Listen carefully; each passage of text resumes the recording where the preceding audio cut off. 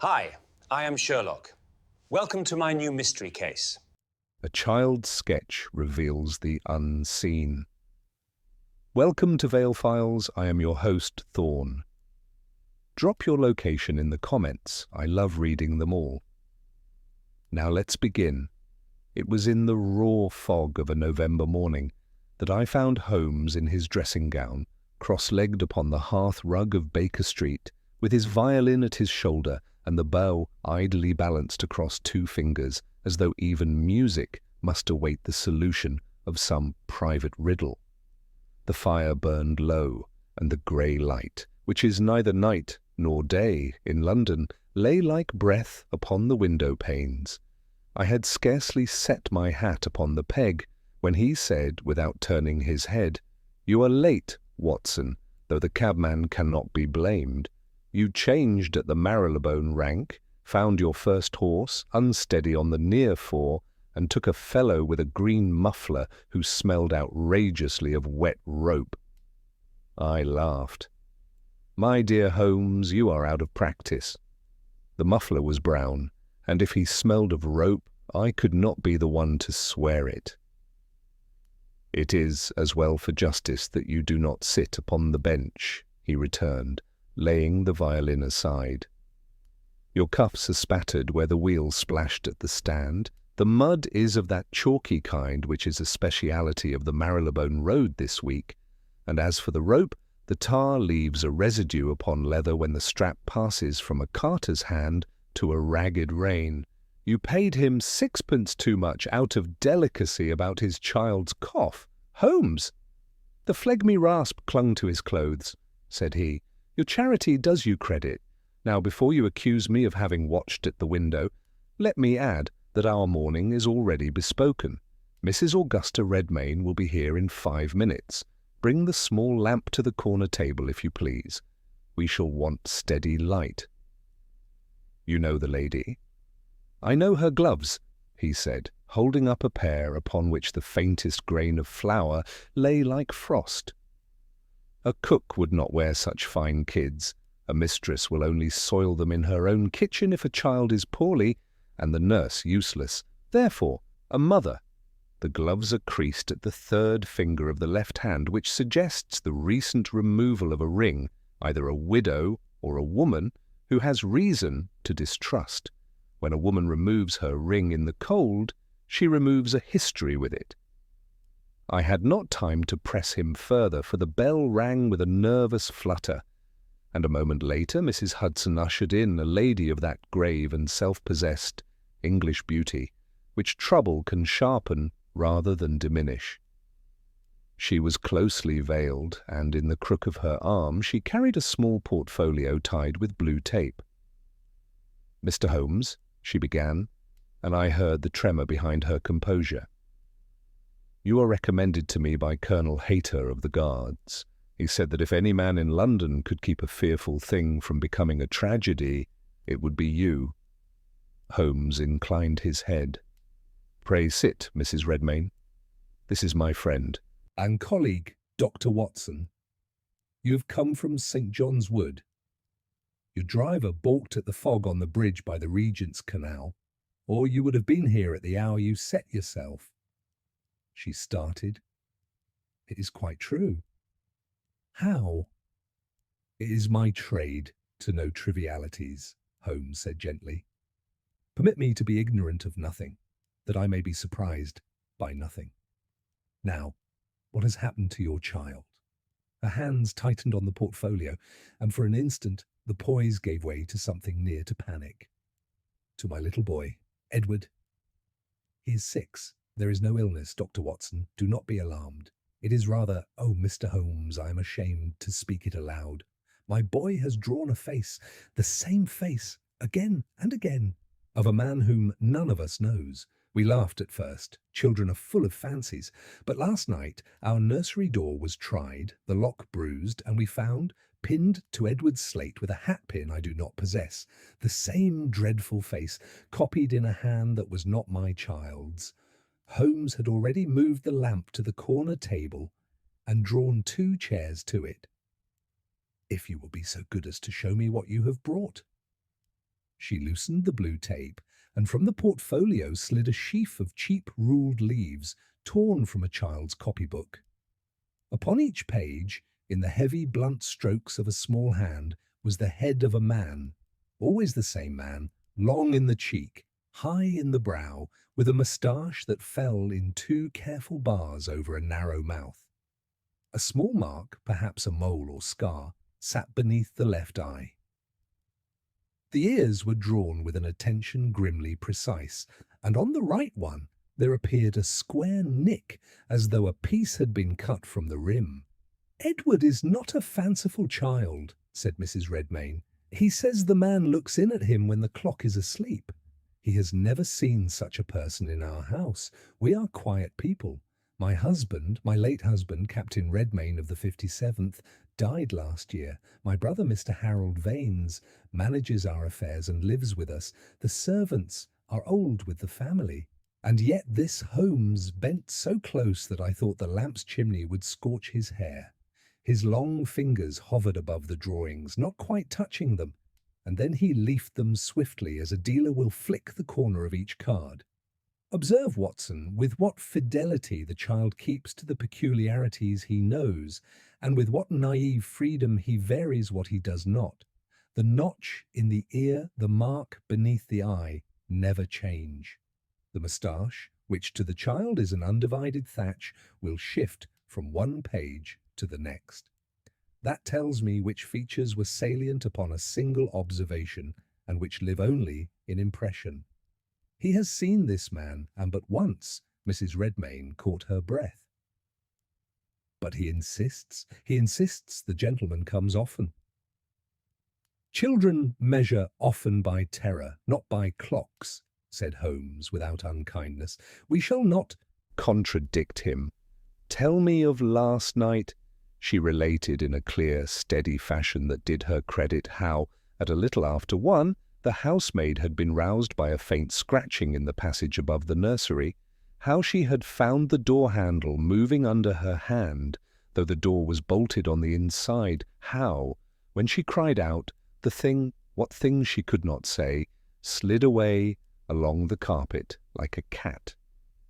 In the morning, the bruised metal of the lock told its tale, and there, upon the child's slate, Edward had fallen asleep over his letters, was the face, but finished with a skill no 6-year-old could command, and fastened with a hat-pin of chased silver set with a dull stone.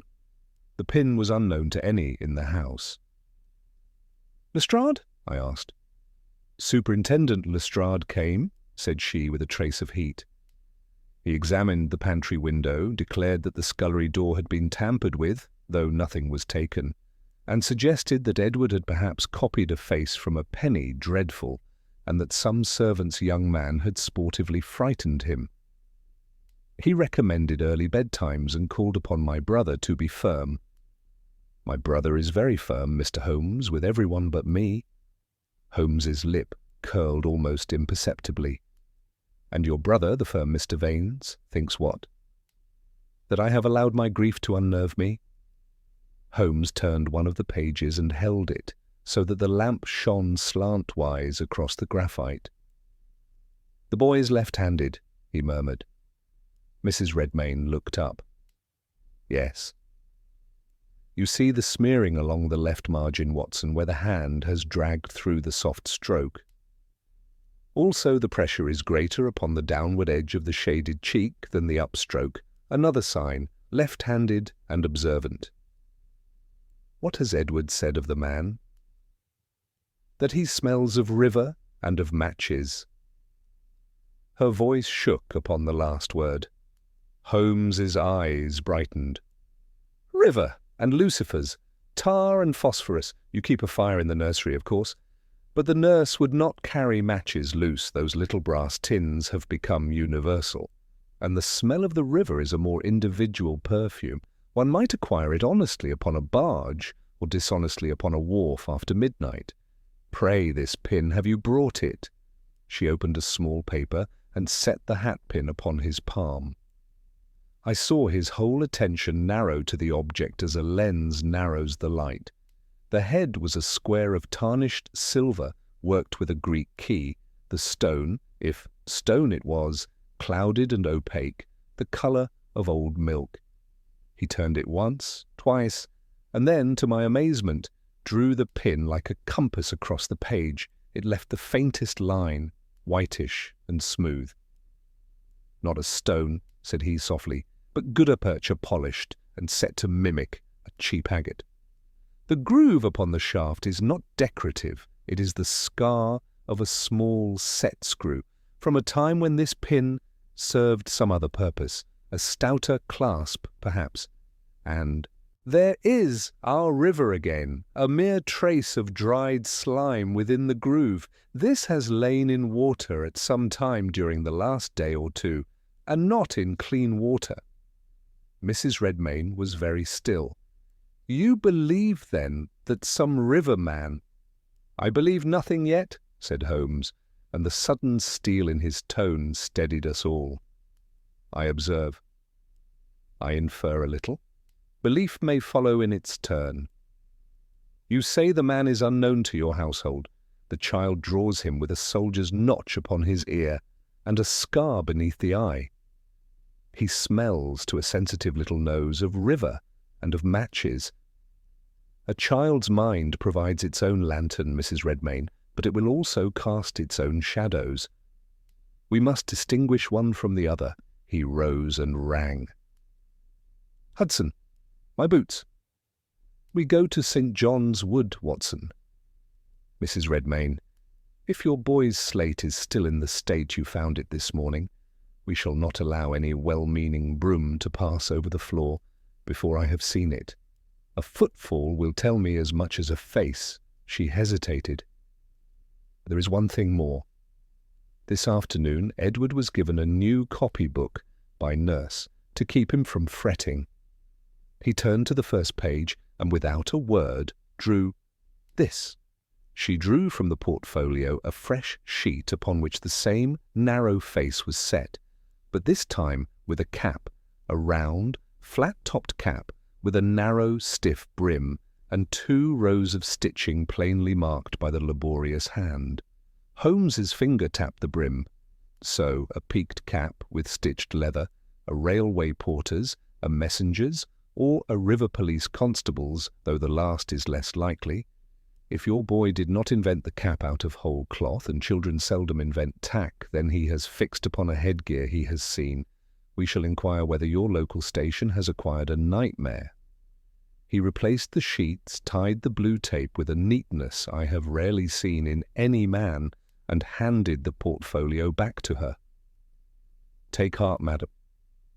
The face which is unknown to your household may be very well known to London. Faces, like coins, pass from hand to hand, and the city keeps a sharper ledger than Superintendent Lestrade imagines.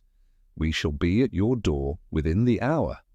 As the house door closed behind her, and her anxious tread went down the steps into the drifting fog, Holmes stood for a moment with his head bent and his eyes half closed, as if listening to some inner music. Then he took his hat and stick in one movement. "There is more danger in that nursery than a frightened servant's tale, Watson," said he. "When a child draws the same unknown face with a soldier's ear and the river in its breath, it is not the child who is haunted, it is the house." The fog hung so thick in Baker Street that by the time we had taken a hansom towards St. John's Wood, the horse seemed to move through an endless grey tunnel, lamps swimming faintly on either side, like drowned stars.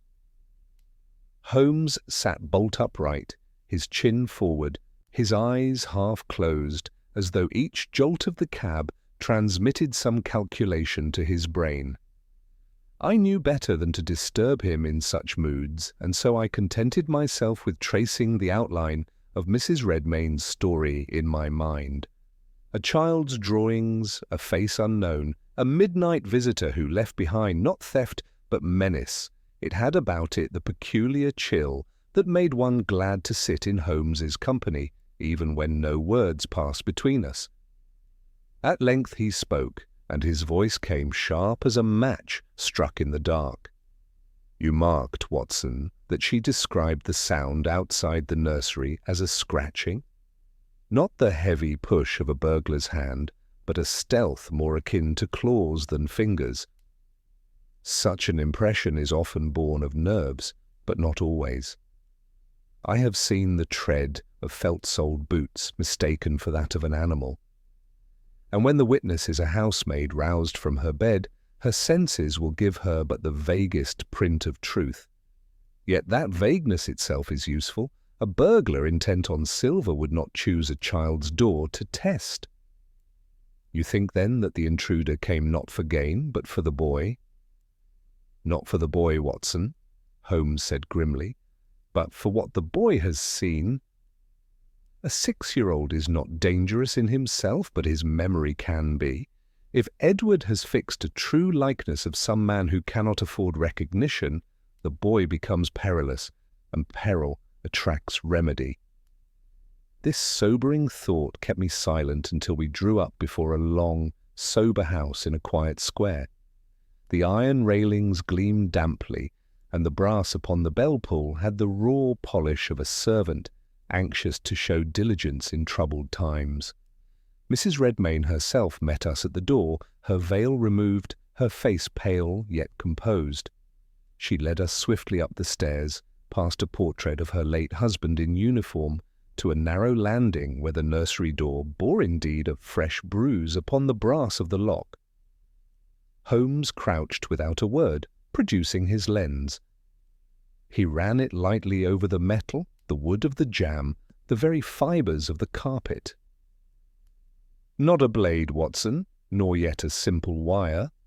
A tool with a flattened tongue, perhaps improvised, pressed with force but without experience. Observe, the scratches lie outward as well as inward. Whoever attempted this did not know whether the lock opened left or right. An amateur's hand. He slipped inside the nursery. The room smelled of charcoal and warm milk. A nightlight still burned in the grate, and upon a small table lay the slate of which Mrs. Redmayne had spoken. The faint lines remained visible, the chalk smudged where small fingers had pressed too hard. Holmes bent over it, then suddenly dropped to his knees upon the rug. He parted the wool with his long hands, peering close. "As I thought," he muttered. "Watson, fetch me that candle." By its light he revealed the faint impress of a heel, blurred yet distinct enough in its outline. A boot, narrow in the sole, but with the outer edge built up. A man accustomed to favour his right leg. And see here the faint trace of grit embedded in the pile. River sand, mixed with coal dust. Our visitor brought the Thames into this nursery upon his boots. Mrs. Redmayne gave a small gasp, but Holmes calmed her with a gesture. He had already risen and crossed to the window which looked down upon a garden sunk below the street level. "Fastened within, of course," he murmured, "yet the sill is damp, and not from rain. A man may climb even a smooth wall if he knows the trick. What say you, Watson?" I examined the stone where he pointed. Sure enough, a smear of dark moisture lay upon it, with a tiny thread of something green. "Riverweed?" I asked. Holmes smiled thinly. You are improving." "Yes, riverweed. He comes from the water to the child's window, fails to enter, and then tries his unpractised hand at the door. Curiously reckless, yet curiously precise. That is our man." It was then that the door opened, and a tall figure entered without ceremony. Mr. Harold Vanes, the brother, a man of about 35, with sharp features, and a manner too brisk for the delicacy of the hour. He bowed slightly to Holmes. "I am relieved you have come, though I cannot share my sister's excitability. Children dream, servants gossip, and London criminals are not so foolish as to waste their time on houses where nothing of value lies." Holmes regarded him coolly. "Nothing of value? A child's mind is the most dangerous ledger in the world, sir, for it records what it has no business to understand. Tell me, have you enemies?" Vanes laughed shortly. "I am a solicitor, Mr. Holmes." That is answer enough. Holmes inclined his head, indeed. And yet enemies seldom scale nursery windows to register their hostility. "I shall want to see the servants in the morning, for tonight the boy must not be left alone." Vanes made a dismissive gesture. "As you please. Only do not encourage Edward's fancies. He has always been imaginative." Holmes's gaze did not waver. "He is imaginative in the way a camera is imaginative, Mr. Vanes. He reproduces what he has seen, but not what he has not. Remember that—" The man flushed faintly, muttered a good night, and withdrew. Holmes watched him go with an expression I knew well, not yet judgment, but the laying aside of a card for later play. He turned to Mrs. Redmayne with a grave courtesy. "Lock this room, madam, and keep the key upon your person. Tomorrow I shall speak with your coachman and the gardener, and I shall have inquiries made along the river. If the face is known, we shall find it." As we descended the stairs, Holmes said nothing until the hall door had closed behind us and the fog received us once more. Then he murmured, "Mark him, Watson." The brother is too eager to dismiss. A careless tongue will sometimes betray more than a careful lie. We have not yet seen the depth of this river, but already it runs dark. The fog pressed closer about us as we walked back from the Redmayne house, the mist beading upon Holmes's coat and hanging like frost in his hair. He had refused a cab, saying that the walk would give him leisure to marshal the impressions of the night. I confess I was glad of the brisk pace, for his silence weighed upon me, and the vision of that strange, repeated face haunted my mind more than I cared to admit. At last, as we turned toward Baker Street, he broke the stillness with the sudden abruptness of a pistol shot. "There is design in this, Watson, design and danger. A prowler who carries neither weapon nor sack, who leaves behind a token in place of booty, is not a common thief. He comes not to take but to plant. That hatpin was meant as much for us as for the child. You believe it was left deliberately?" "Unquestionably. To hint, to menace, to direct suspicion into channels chosen by another hand. That, my dear fellow, is the very alphabet of conspiracy. And yet it was clumsy. A stronger imagination would have left no trace at all. We are dealing with one whose knowledge is great, but whose craft outruns his discipline." When we reached Baker Street, he did not retire, but lit the lamps and spread out upon the table the leaves of Edward's drawings. He placed the mysterious pin beside them, weighting the pages so that the peculiar face glared at us from half a dozen sheets at once. His long, lean finger tapped the sketch where the ear showed its squared notch. "That, Watson, is no invention. The odds are 100 to 1 that it is the very brand of a punishment. I have seen that same mutilation upon deserters and upon men who have known the military lash. The army is a forge for many such peculiarities. A soldier, then, or an ex-soldier, whose path has since led him to the river." "And Mrs. Redmayne's late husband was himself a captain," I said thoughtfully. "Just so. And her brother a solicitor. Family honour and family purse are both involved here. A soldier's ghost may rise for vengeance or for profit, but it rarely rises without cause. Tomorrow we must ask discreet questions along the wharves. I know a sergeant at Wapping who owes me a small debt of gratitude. He will have kept tally of such rivermen as come limping out of the service." He sank into his chair, fingertips pressed together, eyes half closed. I knew from long experience that speech was wasted when his mind was whirling along its inner tracks, and so I left him there and retired. Yet the memory of the child's sketches returned again and again in my dreams, so that I woke more than once with the sensation of some unseen watcher pressing his face to the dark. The next morning found us early upon the riverside. Holmes had a gift for passage among such quarters as honest folk seldom tread, and he led me by narrow lanes that smelt of rope and pitch to a little public house whose windows leaned out above the greasy tide. There, over a mug of hot gin, a retired sergeant of marines gave us tidings that set the case in a sharper light. "A notch in the ear, you say, Mr. Holmes?" Why, there was one Jim Larrabee who bore just such a token. A sharp fellow, too, though a scoundrel. He was cashiered from the 57th for striking a superior and turned up again on the wharves, worked with the lighterman for a spell, then vanished after some business about missing cargo. That was near a year ago. I heard whisper that he had been seen again of late, down by Limehouse Holmes's eyes gleamed. "The 57th, you say? The very regiment of Captain Redmayne?" "Aye, that's right." We thanked the man and departed.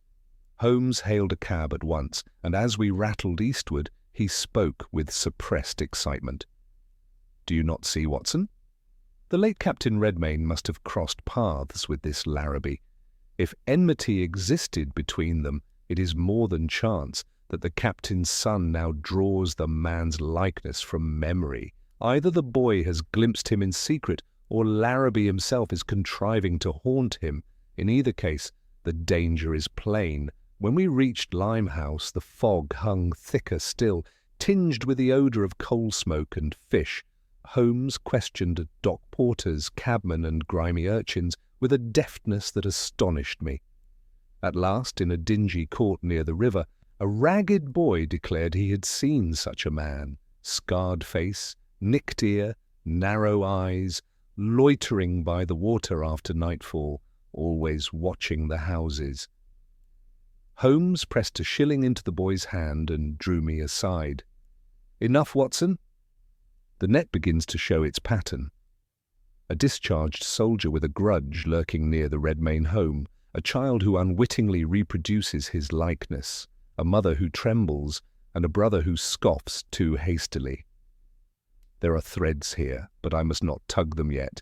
We will return to St. John's Wood this evening, and there I shall test a little experiment. If I am right, the next move will not be ours, but Larrabee's." And with that enigmatic promise, Holmes turned back into the fog, his stride quick and purposeful, as though the river itself had whispered its secret in his ear. Holmes spent the remainder of the afternoon in a manner that would have seemed aimless to any man less acquainted with his methods. He led me first to a dingy little shop off Wigmore Street, where, after a brief exchange in which more was conveyed by eyebrows than by words, he obtained a roll of the finest black silk, a packet of carpenter's chalk, and a small stoppered bottle which, when I ventured to sniff at it, proved to be some sticky, lamp-black unguent with the reek of oils about it. From there we went to a saddler's for a length of thin rawhide thong, and finally to a tinsmith in a court near Cavendish Square, who supplied him with 2 tiny bells, such as one hears upon a lady's cat in summer. He carried his purchases like a schoolboy with new toys, but his face wore the intent abstraction of a chess player before the decisive move. "We will not rely upon eyes alone tonight," he said, as we turned once more towards St. John's Wood. "Sight may be baffled, Watson, strings do not lie. If our man chooses the window, he shall announce himself to the garden; if the door, to the passage; if neither, his choice will be more instructive still. I would give something to know whether he blunders by will or by order. By order? Does a blind cat stumble, or is it led? We shall see Mrs. Redmayne received us with a gratitude which she strove to conceal, as though gratitude were a weakness. She had sent the boy out with his nurse for air, and had kept the servants to their work with a firmness that did her credit. In the nursery, Holmes at once set to his arrangements. He dusted a faint sprinkling of chalk across the outer half of the passage, where it would not be noticed by a careless footman with a broom, and drew with his pencil a hairline along the bottom of the nursery door and the jamb, so hairfine that only a man looking for it would see whether the line were broken. He rigged his bells by the rawhide thong within the sash, so that the gentlest rays would wake a silver whisper in the garden below. And between the inner handle and the bedpost he ran his silk, a loop so delicate that the least pressure upon the latch would sing along the thread to a bell concealed beneath the counterpane. Lastly, with that sticky compound he made a faint smear upon the outer sill, where it would take the lightest trace from a glove or sleeve and hold a grain of whatever the night might carry. He worked swiftly, humming under his breath. When all was done he stepped back with the air of a man who has set a snare for a fox that has bitten once too often. Now, for our witnesses. I want the child to speak without prompting. Edward came in shortly thereafter, a sturdy little fellow with grave eyes that had seen more than his kind for 6 years. He looked at Holmes with a sort of solemn trust, which my friend, who is not at his ease with children, met with an awkward tenderness. Holmes placed upon the table 3 caps he had borrowed from as many men below stairs, a porter's peaked cap with stitched brim, a coachman's rounder cap, and a soft seaman's hat. "Edward," said he very gently, "would you humour a dull fellow who cannot tell one cap from another? Which is the nearest to the one your visitor wears when the clock is asleep?" The child's hand went at once to the peaked cap, and then hovered. He touched the brim with a small forefinger. "It has a bite here," he said. Like a mouse took it. "A nick upon the right side?" Holmes asked softly. Edward nodded, his eyes widening that the gentleman should know the direction of the nick. "Very good. And the smell?" "Wet," the boy said, wrinkling his nose. "And matches." He laughs without teeth. Holmes's eyelids lowered a fraction. "You have been very brave. Tonight you will sleep in your mother's room with nurse, and the clock will not be asleep for you, because Dr. Watson and I shall keep it wide awake." At this point, Mr. Harold Vanes came upon us, immaculate as ever, and with the same nervous briskness that had struck me before. "Really, Holmes," he said with a half-smile that did not reach his eyes, "are we to turn my sister's nursery into what shall I call it, a conjurer's booth? My clerk brings me papers at 8. I cannot have bells ringing all over the house." "You shall have no bells in your study," Holmes returned amiably. "Only in the one room where a man has already rung once without permission." Vane's glance flickered from the window sash to the door and back again, measuring, it seemed, not the contrivances, but the mind behind them. "As you wish," he said, and left us with an elaborate bow. "Note him," murmured Holmes. "He does not like what he cannot catalogue." We supped early at Mrs. Redmayne's request. A little before 9 there came the sound of wheels, and, to my surprise, the entrance of Superintendent Lestrade. He excused himself to Mrs. Redmayne with a dry civility, and took me aside with that manner of injured competence which he keeps for Holmes's cases. "Mr. Vanes was good enough to inform me that you gentlemen were about to spend the night upon a child's pastime," said he. "Well, I have no objection to play, so long as I may watch how the trick is done. If a servant's young man is frightened, perhaps he will keep away in future." Holmes, who had glided up like a wraith, smiled. "Pray observe all you please, Lestrade, and touch nothing. If a trick is to be played, I prefer the conjurer should not be ourselves." We posted our watches before 11. Mrs. Redmayne and the child were locked in her room with the key upon her person. Lestrade stationed himself with a constable in the area below stairs to command the scullery and the back passage. I sat behind the nursery screen where I could watch the door handle and the shadow of the window upon the carpet, while Holmes, with his softest boots and his Inverness thrown over his arm, slipped out into the little garden and vanished into the fog by the ash tree. The house settled to that peculiar silence, which is not absence of sound, but the presence of listening. I heard the faint hiss of the nursery fire, the tiny creak of boards as the night took their day's heat away, and once the small, plaintive hoot of an owl, muffled by the fog. Time, which had dragged its feet all day, began to run thin as wire. I had almost persuaded myself that we should hear nothing at all when the silk between the latch and bedpost gave the faintest, most delicate tremor. No more than a whisper upon the nerves. In the same instant from beyond the window there came a ghost of a chime, so light that one might have doubted it had not the two sounds, answered one another like question and reply. I rose without sound and fixed my eyes upon the door. The handle turned by a hair's breadth, stopped, turned back, then forward again, with the cautious, patient motion of one who works by touch rather than sight. A minute filament of chalk floated from the latch, and I knew the hairline upon the jamb was now a broken thread in Holmes's ledger. There was, too, a smell, a breath, scarcely more, of damp wool and of spent matches, the thin, sour tang a doctor knows from hospital wards where cheap lucifers have been too freely used. The latch ceased its small creeping and was still. Then upon the far edge of the carpet, where the chalk was faintest, there came a print no wider than a man's finger, the pressure of a boot edge testing for squeak.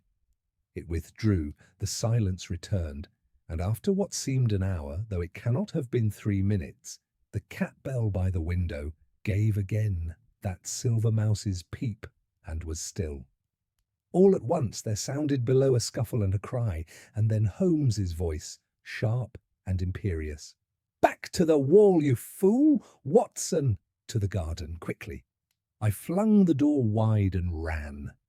In the little square of lawn, Holmes had a shape between himself and the wall, one arm outflung to bar a leap. The fellow twisted like an eel, slid under the arm with a limper's cunning, and was over the bricks in a breath. There came the thud of his drop into the mews, the rasp of a hand upon rough stone, and he was gone into the fog, which closed upon him as water closes upon a diving otter. Lestrade arrived panting from the area, cursing the treachery of London nights and the limits of human lungs. Holmes did not waste a syllable upon pursuit. He went to his knees where the man had brushed the ivy, feeling lightly with his fingers. Presently he rose, holding a small stiff card between thumb and forefinger. Even by the garden lamp I could see the neat black lettering. Mr. Harold Vanes, Solicitor, Temple.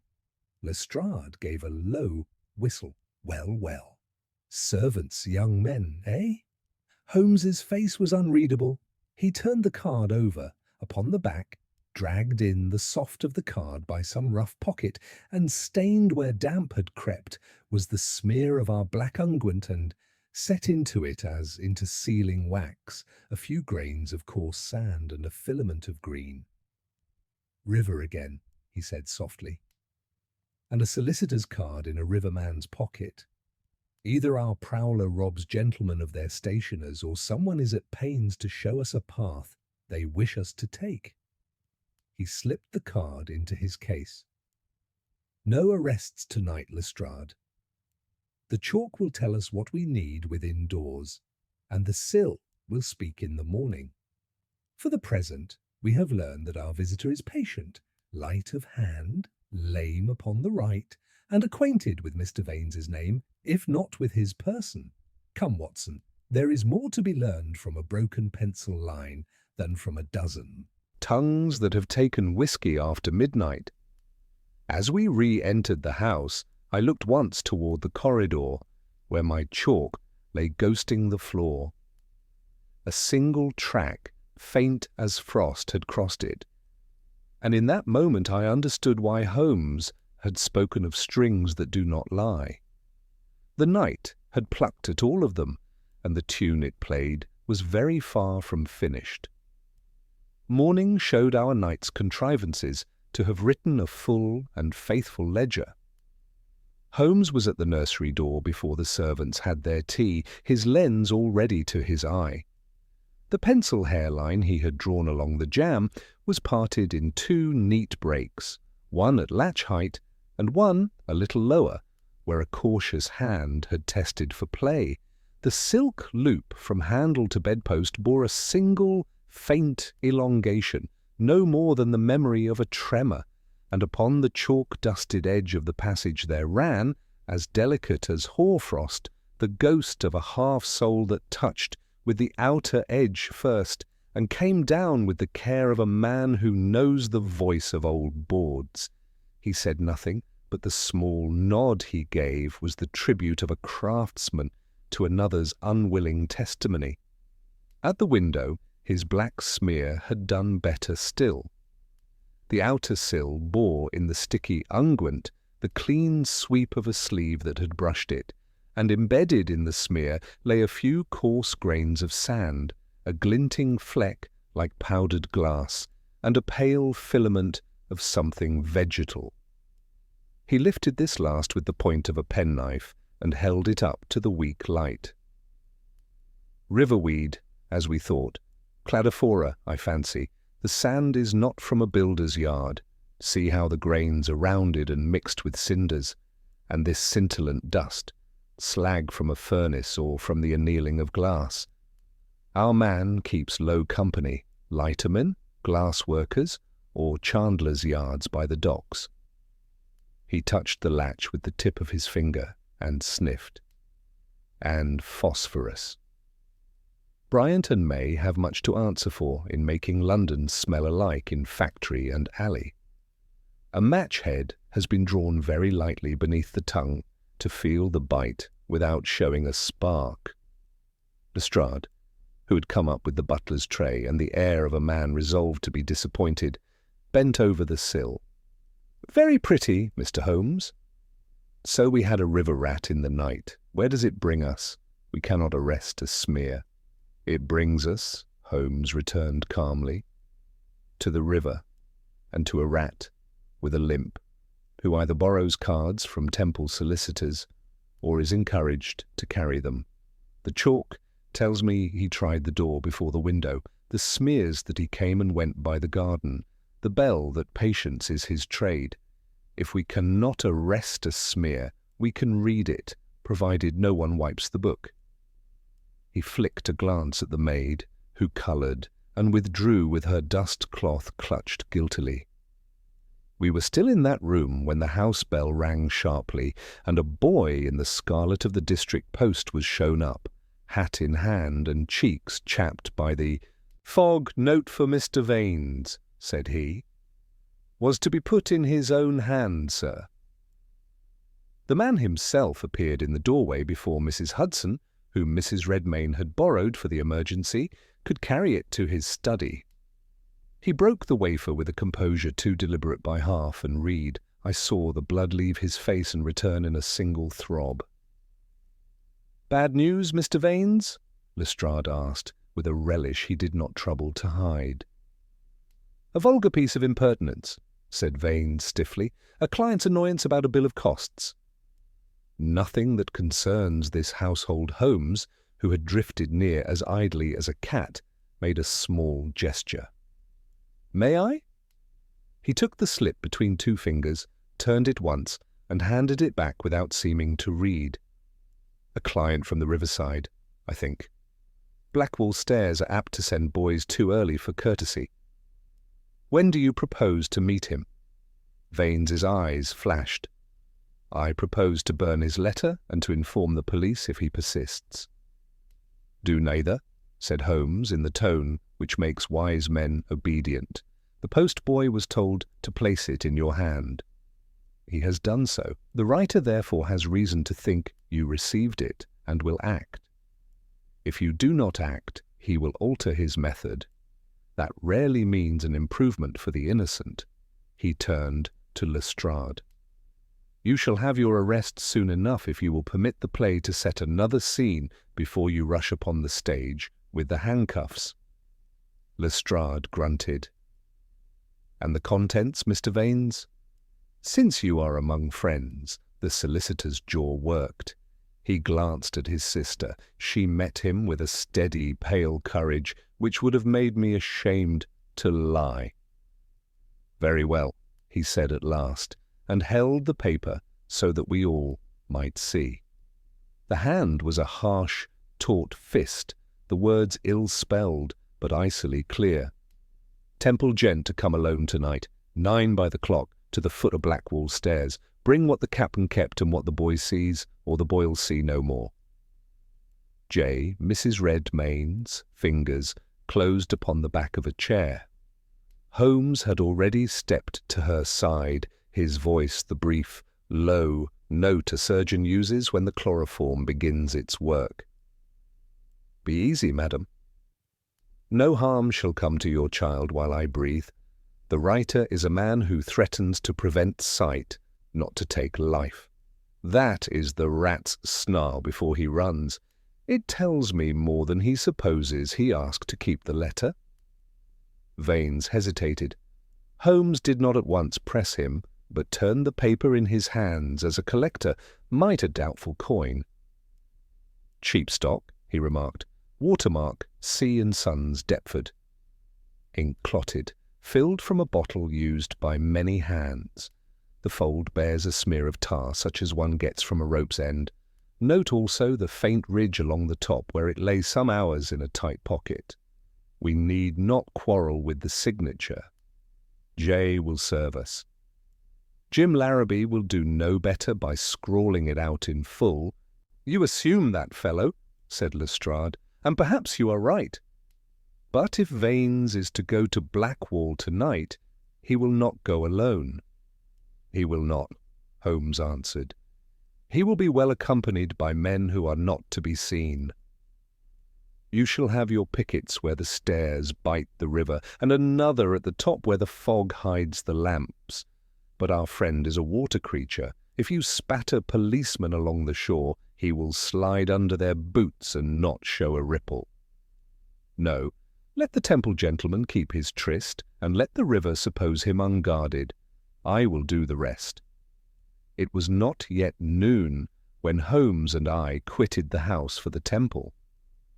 On the way he stopped in at a small shop near Marylebone where a telegraph instrument ticked softly in a glass case.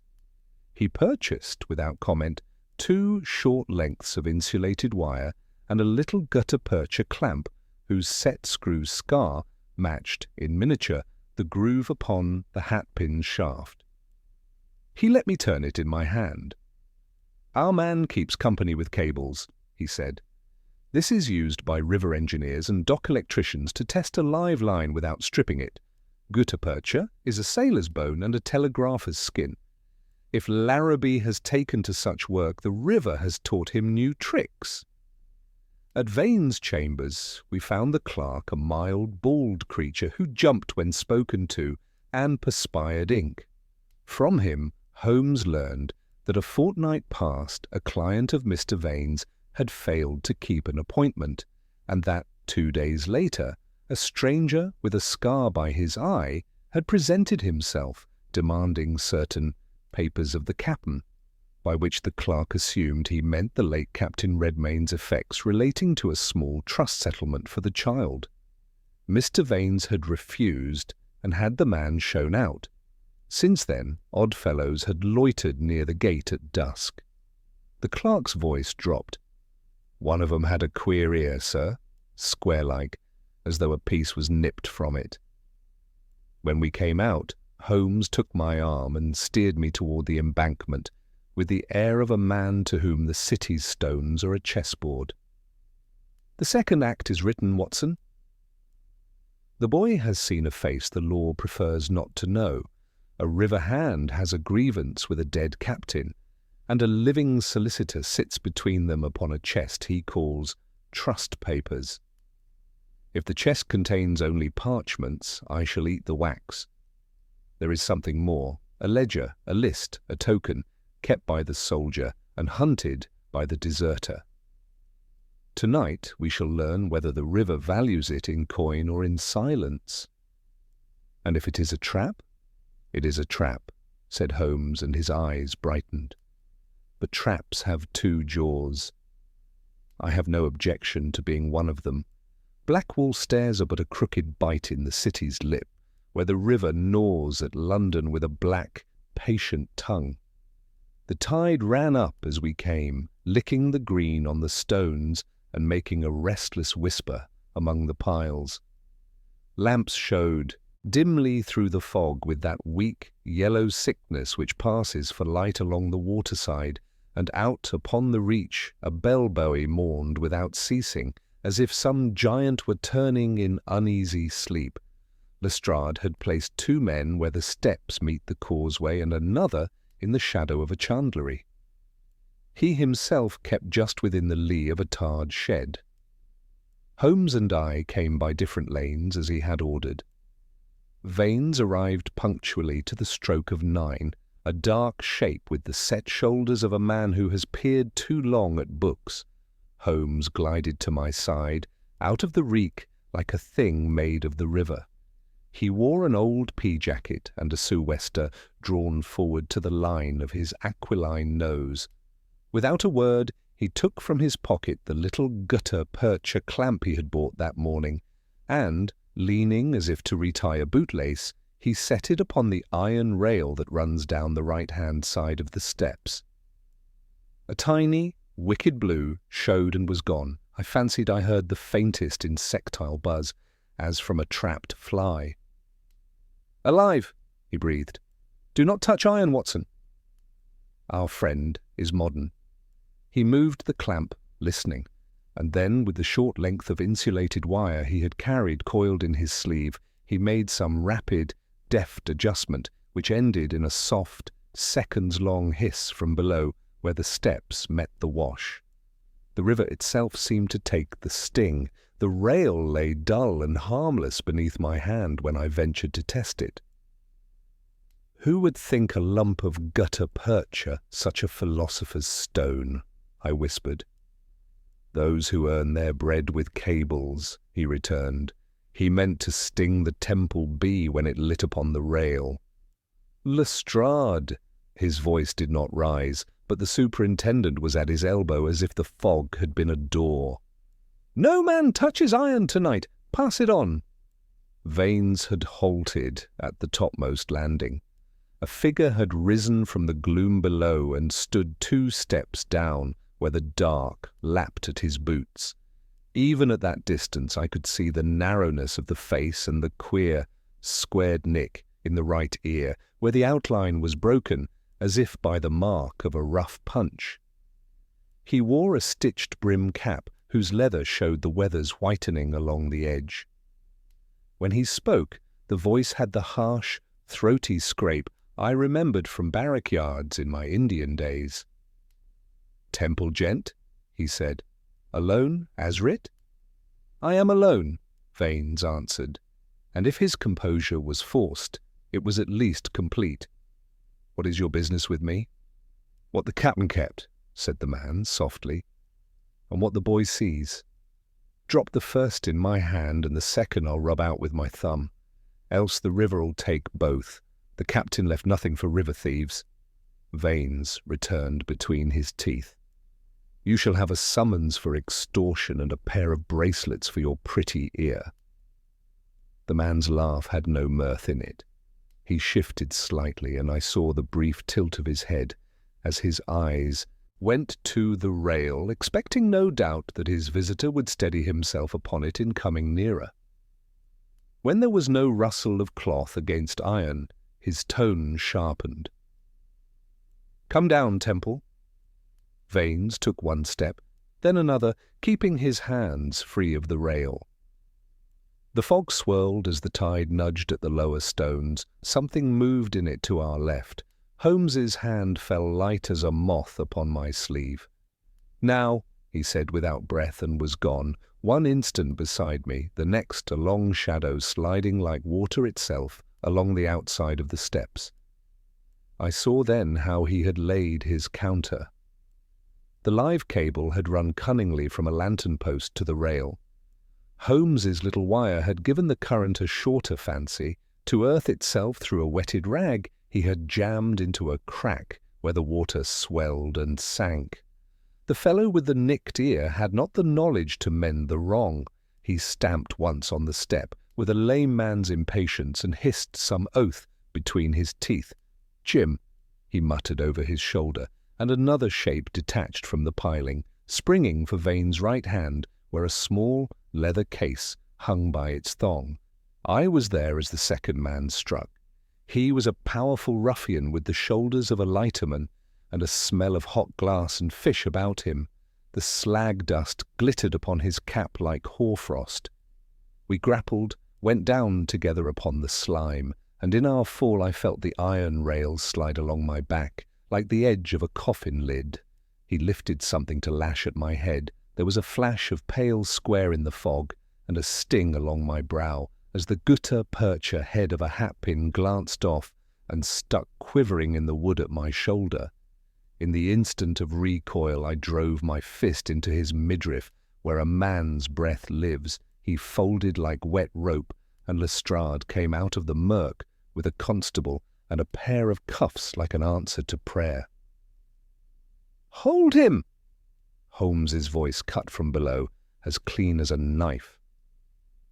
He had made his spring just as the nick-eared man seized Vane's wrist. The fellow slid backward with that eel's trick I had seen at the garden wall, but Holmes had flung out the rawhide thong he had secreted in his sleeve, and it coiled upon the man's ankle with a hiss.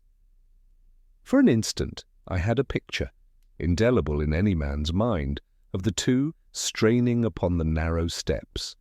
Holmes low, his long fingers locked, the river's breath in his hair, the other above him, hat brim flat to the fog, teeth showing in a grin that was all muscle and no mirth. He jerked once, the thong bit, he jerked twice.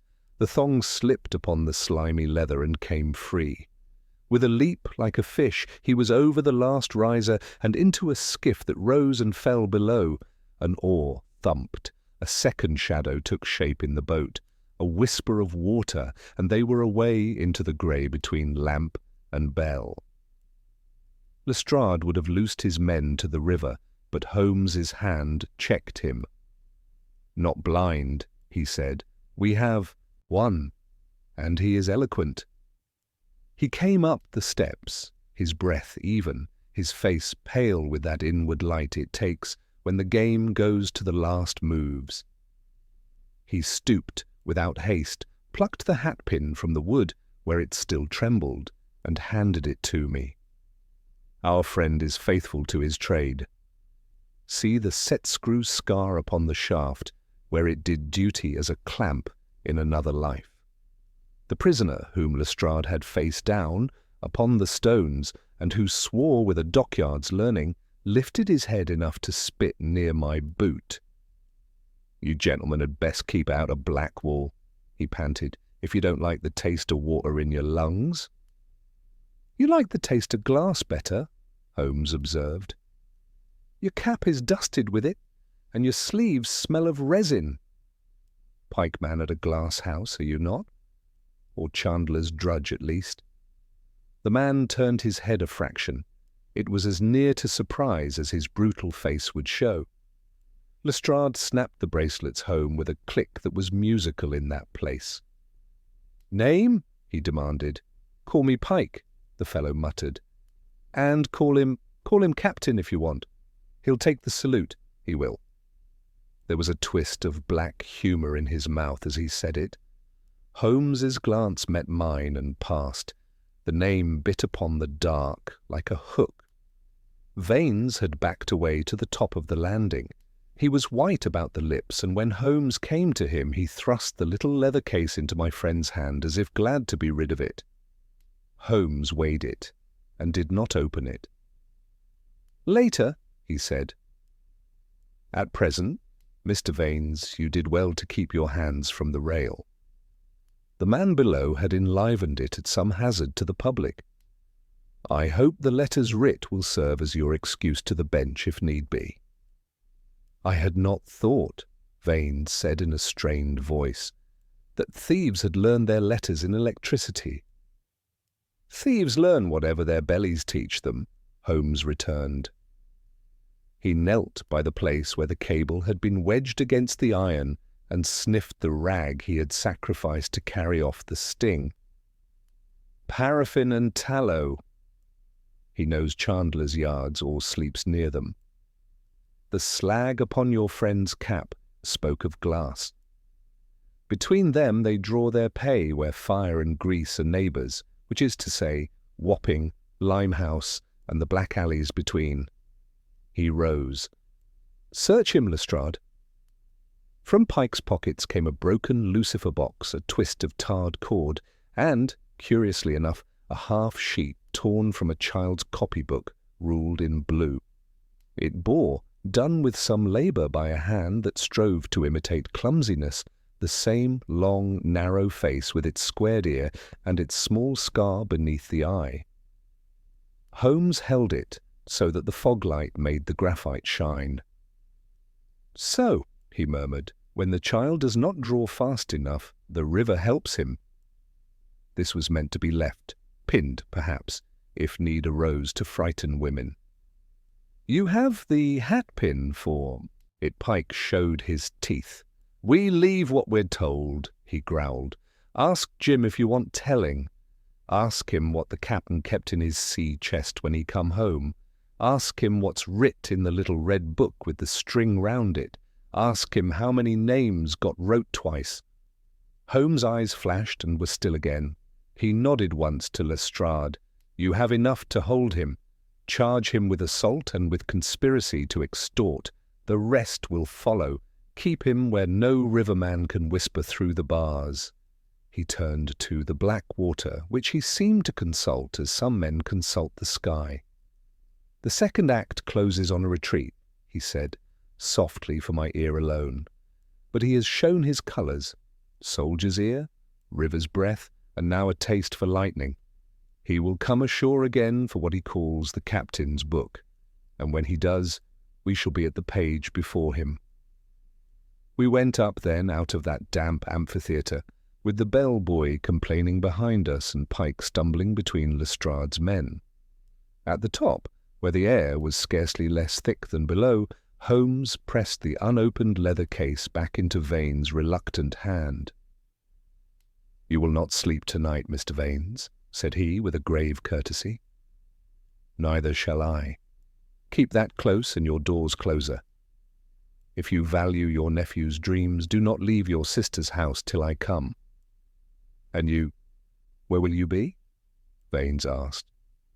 "Reading," said Holmes, and for the first time that night his smile touched his eyes. "I think the river has lent us a dictionary." Holmes kept his word about reading, though the volumes he consulted were not to be found upon any shelf. He spread the night's gleanings across our table as a scholar lays out his parchments, the hat-pin with its tiny set-screw scar, a few grains of rounded sand prized from the nursery sill, the glimmering slag dust brushed from Pike's cap, the Deptford watermark from the extortion note, and the phrase that had slipped out of the dockside ruffian, the little red book with the string round it. He had the lamp turned low and a beaker of clean water at hand. Into this he dipped the gutta-percha head and brought it up beaded with tiny droplets which clung as if reluctant to part company. "Paraffin," he said. "He used it to seal against damp when the thing did service as a clamp. Our friend's world is grease and ash. Names written twice, Watson. Does that tempt you?" "As to a payroll," I returned. "In the army, a name may be drawn twice by the same scoundrel if he has the right mind and the right clerk." "Or by the wrong captain," Holmes murmured. Then, before I could protest in Mrs. Redmayne's defence, he lifted a finger. "I accuse no man. But a ledger that can clear a name can also damn it. If the late captain kept such a book, it would sit uneasily between a river rat who fears it and a solicitor who might profit by it. We must learn where. The soldier hid his conscience. We were still at this when, soon after 10, there came a violent knocking, and Mrs. Redmayne herself was shown in, her face white and set like one who has taken a blow without time to weep. "Mr. Holmes, the park. Oh, thank God you are here." Nurse took Edward at 9 along the outer road where the air is kinder. A man sprang from a van at the corner by the mews. He snatched at the boy and struck Nurse with his elbow. She screamed. "She is brave, Mr. Holmes." She clung to him like a terrier, and a costermonger came running. The man loosed Edward and fled into the fog. They have brought Nurse home with a bruise upon her temple. The boy, oh, he is not hurt, but he trembles so that he cannot hold his slate. Holmes was on his feet before she had finished. "Watson, your bag." He took his hat in the same movement and was halfway to the door. "Did anyone mark the man?" "Nurse she says, there is a piece gone from his ear." "That will do." His voice had the edge that settles a household as surely as a sergeant's bark. "We go with you at once. Lestrade must have word to keep Pike from company." We found the nurse, a stout, honest creature, propped in a chair with a bandage of cold cloths about her brow. The swelling was clean and dangerous only to her comfort. She bore it as a soldier's wife might, with indignation rather than complaint. "He had the river upon him," she said between teeth that hated to chatter. "There's a smack of it, sir, you never forget." The boy would have gone with him. He were that still. Only I kept hold of his little sleeve. He laughed when I scratched him. The bad man laughed with no teeth in his head. I hope it hurts him when he eats. Holmes's eyes quickened at this. "Without teeth, our friend has travelled further down the social ladder than I supposed. You saw his cap?" "A peaked one, sir, and old, with the edge gone white." "Good. You did very bravely." He turned to the boy, who sat upright on his mother's sofa, his solemn gaze following every word as if words themselves were ropes he might cling to. Holmes knelt so that his face was level with the child's. "Edward," he said in that grave gentleness which can be the firmest courage in the world, "you saw him near and in daylight. If you were to draw him now the way you see him when the clock is not asleep, could you make the ear the way it is in truth?" The little hand, still a trifle unsteady, took the slate. The small head bent. The stub of chalk moved with a certainty which would have seemed uncanny in one older. Presently he held it up. The face was the same long, narrow visage. The scar was under the left eye, but now the nicked ear had upon the squared edge a small notch inside the notch, like the second bite of a dull tool. "Excellent," said Holmes softly. "That is no soldier's crop, Watson. That is a dock brand taken in 2 blows. He rose. Mrs. Redmayne, I must beg to see all that remains of your late husband's belongings, the things a man keeps to himself.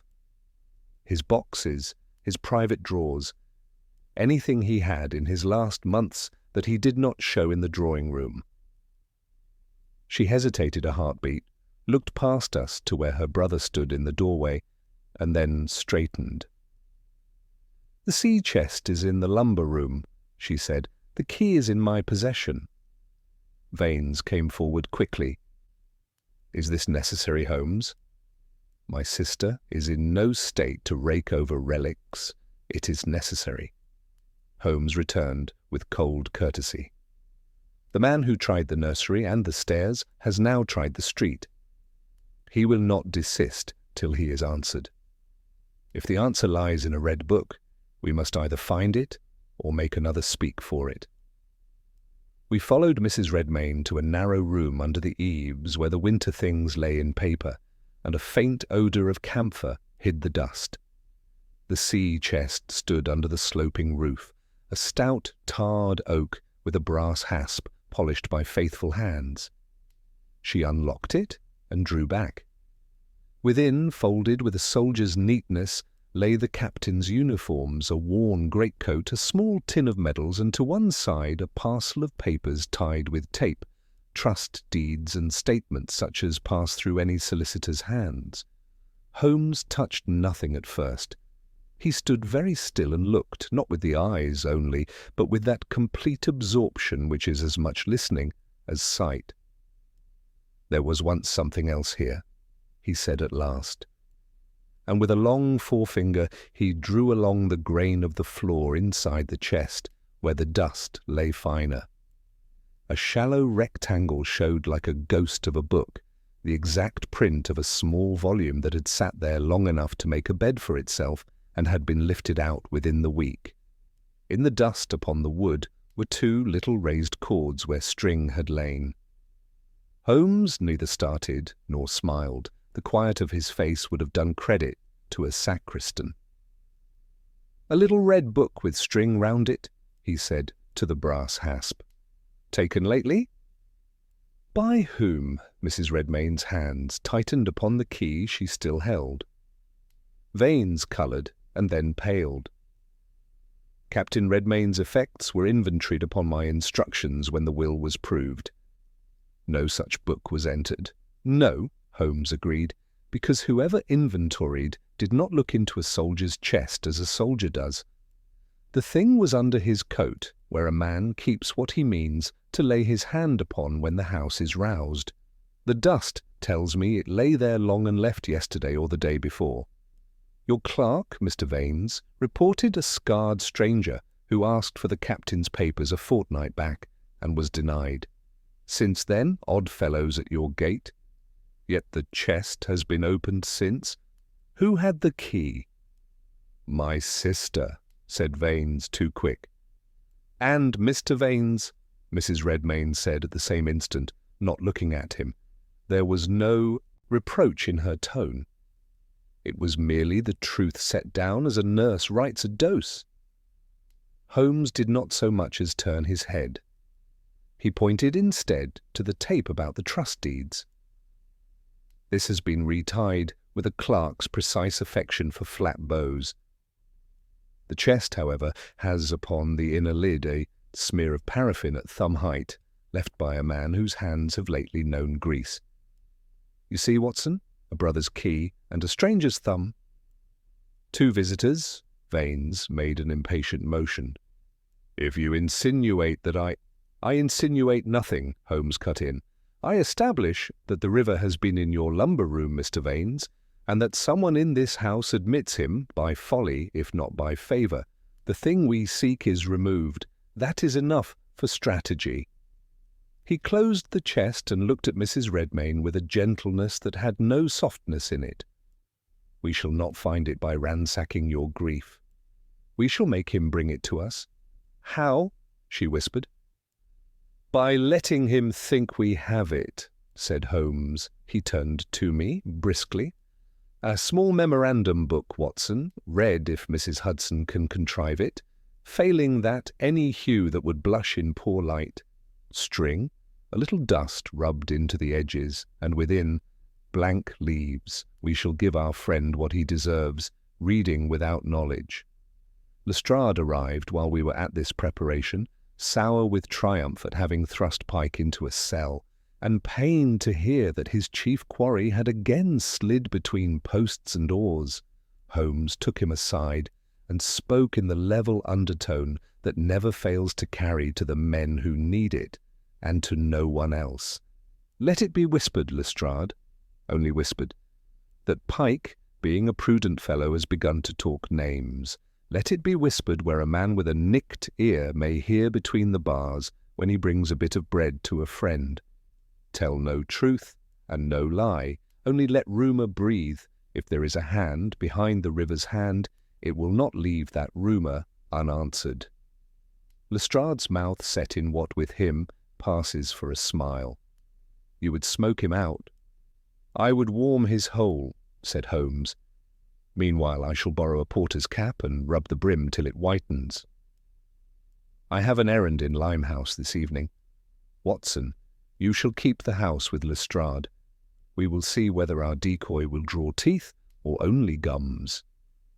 Before he left, he took the little pasteboard case which Vanes had thrust into his hand at Blackwall and weighed it once more. He did not open it. "Keep it," he said to the solicitor quietly, "as you would keep your breath. If you are asked for it, do not say no. Say, 'Come and take it.' That is a different invitation." When the house had gone still again and the shadows lengthened along the passage, like fingers laid upon the floor, Mrs. Redmayne came to the nursery to kiss her boy. He had fallen asleep limp with the exhaustion of bravery. As she stooped, she started. Upon his pillow, pricked into the linen with a fine hand and a woman's neatness, lay a tiny circle of white glass, such as a lamp-blower uses as refuse, round, smooth, and cold as a milky eye. A hat-pin would have pinned it well enough had one been to hand. Holmes's message reached us from the stair in a whisper that might have been the river at our door. "Do not touch it," he said. "Let him think his ghost still walks in here." Tonight we obliged the ghost to knock Holmes's injunction to let the little white glass lie upon the boy's pillow seemed at first a hard doctrine to a physician's heart. But I had learned when to trust the surgeon's knife, and this was of that order. We moved the child to his mother's room again, left the nursery as it was, and went softly through the house, while Holmes set his fingers upon such places as a prowler's mind would covet. He took up with a scrap of card the faintest trace of our lamp-black smear from the nursery sill, and pressed it beneath his lens, as though the very grit might pronounce a syllable. "The glass is no trinket dropped from a lady's earring," he murmured. "It is cullet, the waist-rings of a lamp-blower's bench. He sheds them as a molting bird sheds fluff, and a fool who would seem a ghost leaves a feather where he thinks to leave a chill. We will answer him in his own trade. Let us make the house hiss like a lamp when he touches it." By noon the counterfeit book, small, string-bound and reddened with a little cochineal rubbed into old calf, lay in the captain's chest upon the very print its true predecessor had left in dust. Holmes had me bruise the edges with my thumb till they showed the oily gloss that long handling gives, then breathe a faint mist into the leaves so that when dried they took that trifling cockle which tells of age to a finger that has learned more than a gentleman's. "There is no lie so useful as a truth told in the wrong place," he said, setting it down with a care almost reverent. "Now we must give our friend his invitation." He did not trust that to Lestrade's rumour alone. Borrowing a porter's cap, whose brim he worried white with his nail, he went out as the fog began to thicken toward afternoon. He returned near dusk with the fishy odour of the riverside clinging to him, and in his eye that curious inward light it takes when he has made human folly his instrument. Our nick-eared gentleman drinks at the Star of Bengal in Ropemaker's Fields when fortune is low, and at a glass-house canteen above Narrow Street when fortune rises, he reported, drawing the stopper from the little bottle of lamp-black and laying with a single touch a shade upon the lower corner of the nursery window that would hide a watcher's eye. He heard today that Pike has begun to remember proper nouns when asked the simplest questions, and that the Temple gent has a hand like a pigeon's crop, which bulges when he mounts a hansom. He will not sleep until he has seen that bulge empty itself or learned that it is full of chaff. "You told him that?" I cried. "I told the air, and let the air tell what it would," said Holmes lazily. "One whispers in a yard, another sniggers at a rail, a third repeats and adds a pennyworth of his own. The river carries more than barges, Watson. It carries talk." The house had a strained quiet that evening which I have known in ward and field, when men wait upon a fever's turn or an enemy's moon. Lestrade posted his men out of sight, and held himself for once as still as a good patient. Mrs. Redmayne read to her child till his eyelids drooped. Vanes kept his study, walking, I could hear, to and fro with an even, measured step, as though willing his mind into calm by the repetition of motion. Holmes moved with the same soft economy he brings to a sick room, when there is nothing to be done but to watch whether the breathing lifts or sinks. At a little after 10 the first sound came, no more than the flirt of soot in a flue, and a very small tremor from the cat bell Holmes had hidden where the roof gutter meets the downpipe. He touched my sleeve and glided from the landing toward the lumber room under the eaves. His finger wrote in the air that I should keep the passage between nursery and stair. I took my place by the skirting, pistol loose in my pocket but muzzle down. He has taught me that a firearm is often best used as a club. The house settled back into listening. A minute, or 5 or 20, passed with that elastic stretch of time the night exerts upon a man's nerves. Then the bell whispered again, and from within the roof itself there ran a tiny tremor, as of a mouse venturing. It came not by window or door, but by a way I confess I had not credited, the ventilator that opens above the lumber room into the gutter. Holmes had loosened one of its screws at supper and blackened the rim. I heard a cautious fingering, the most delicate scrape of a blade applied in a groove, and then a breath, a human breath, confined in timber and tin. The panel swung a hand's breadth within, a dark wedge slipped through and groped, then a shoulder, then the long oval of a face pressed sideways to ease its passage, and I saw, very plain in the blue of my own veins for company, the notch within the notch that the child's hand had caught. The man hung a moment upon his chest and one elbow like some ill-born bat. Then he uncoiled and dropped to the floor with the practised softness of a man who has once paid dear for a noisy boot. He stood listening and smelt about him like a dog. The paraffin our smears had taken to themselves spoke his native place. He seemed to find comfort in it, as a savage will find comfort in a clan token. He moved to the chest at once, lifted the greatcoat, and slid his long hand under it, as one who does not need to search when his mind has drawn him to the very inch. He drew out the little book.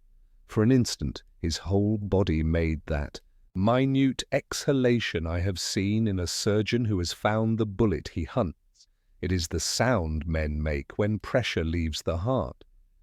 Then he turned it in the poor light, weighed it, ran a thumb along the cut edge as Holmes had foreseen, and paused. The thumb had not the registered memory to read our cockled lie, but a man's cheek will feel what his wits cannot frame, and his cheek brushed the cover with an affection that had something of hatred in it. He slipped the string off with an awkward tenderness and began to open it. Holmes's hand settled upon the man's wrist as lightly as a parent sets a spoon upon a child's.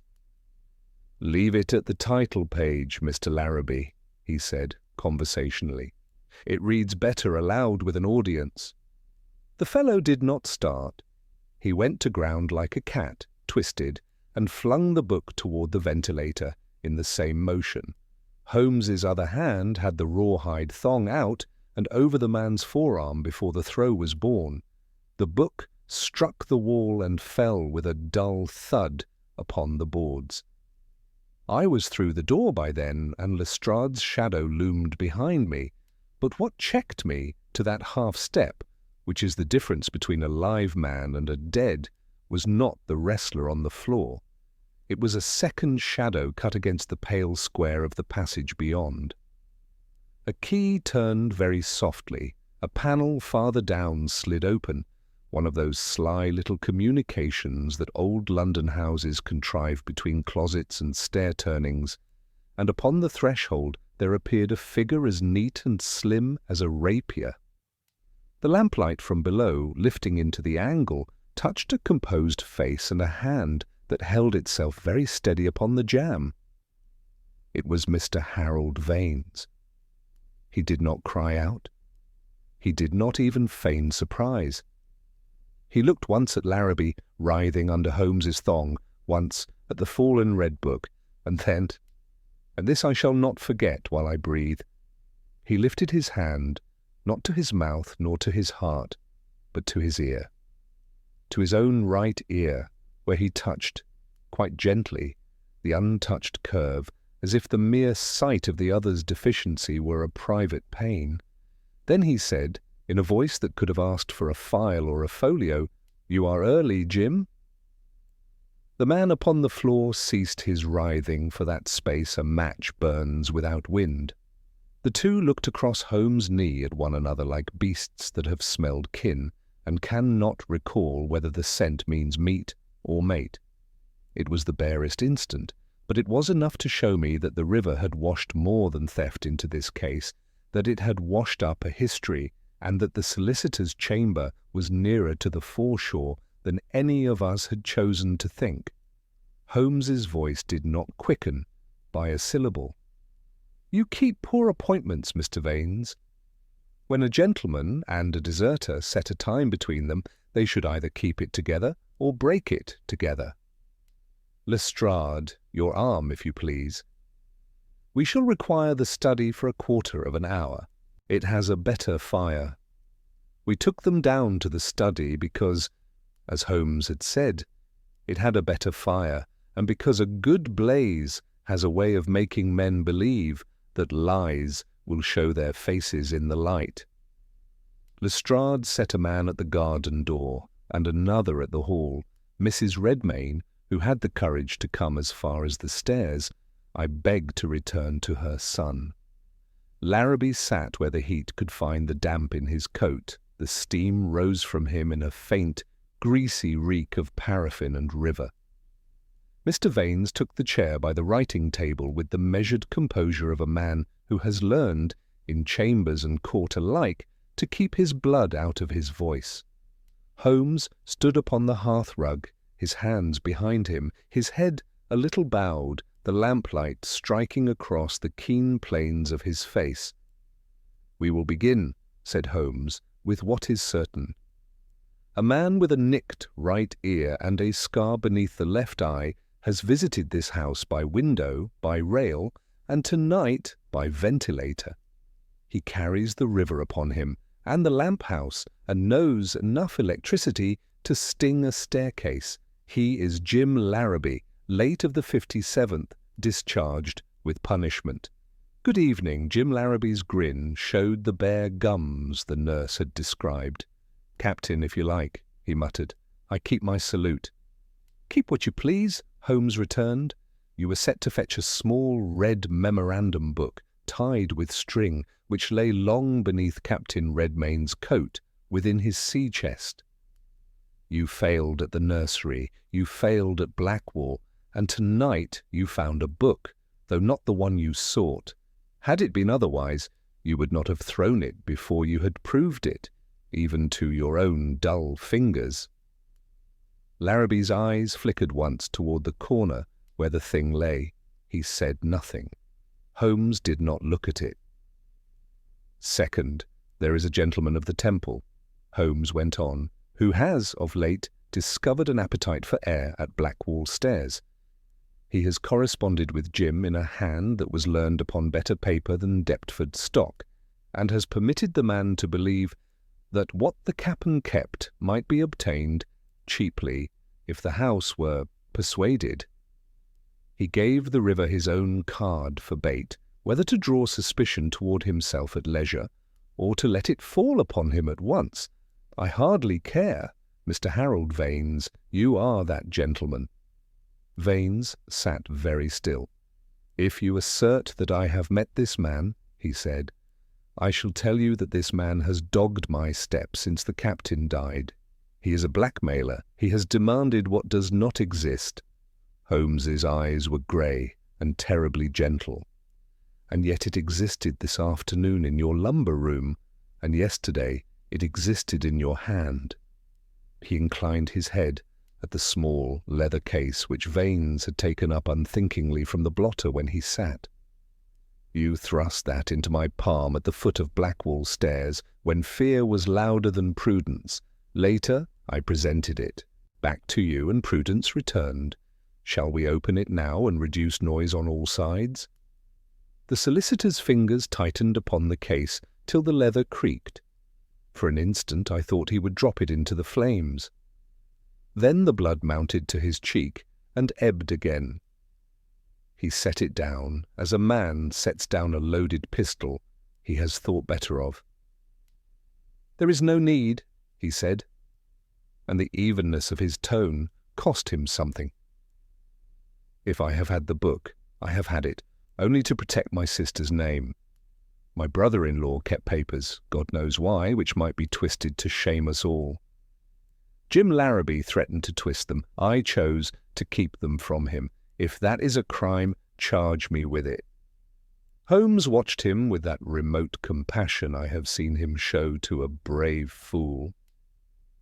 "Protect your sister's name? From what?" Vane's eyes went to the fire. "From the dead," he said low. "The Red Book is a ledger of the 57th's river payments when they were disembarked and disbanded.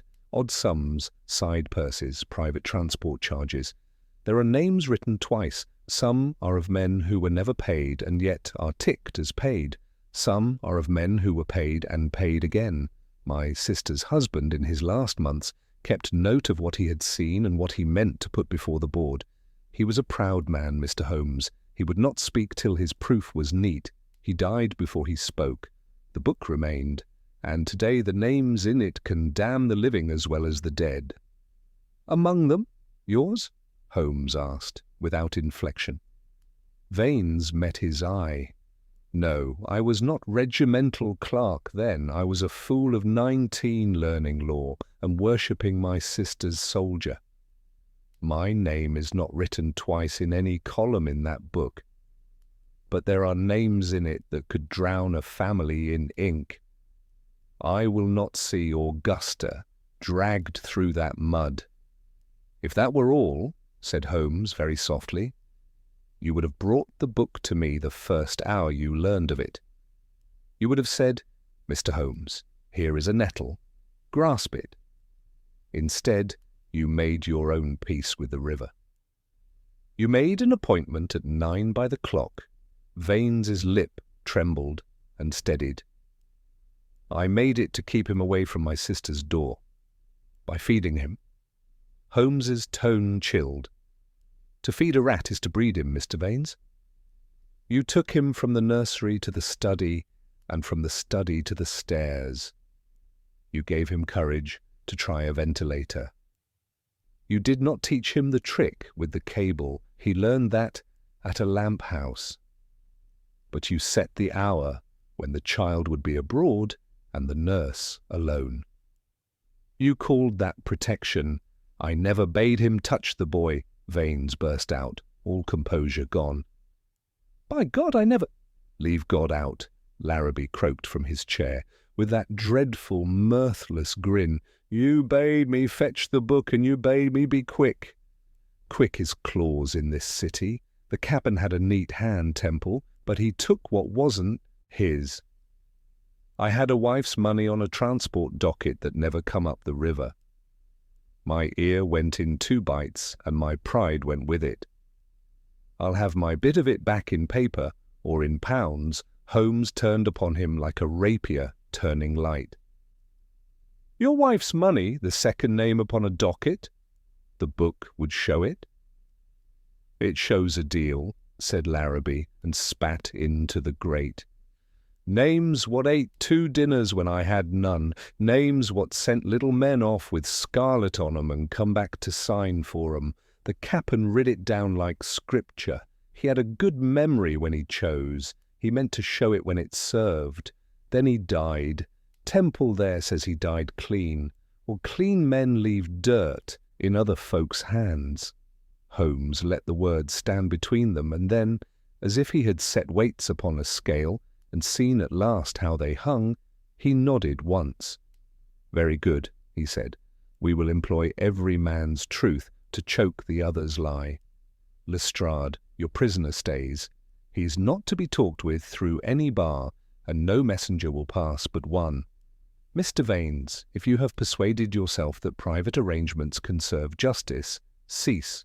You will write now, at my dictation. Jim, you will sign as you have signed before, with your single letter. Your friends along the water shall have a chance, which is for you dangerously fair.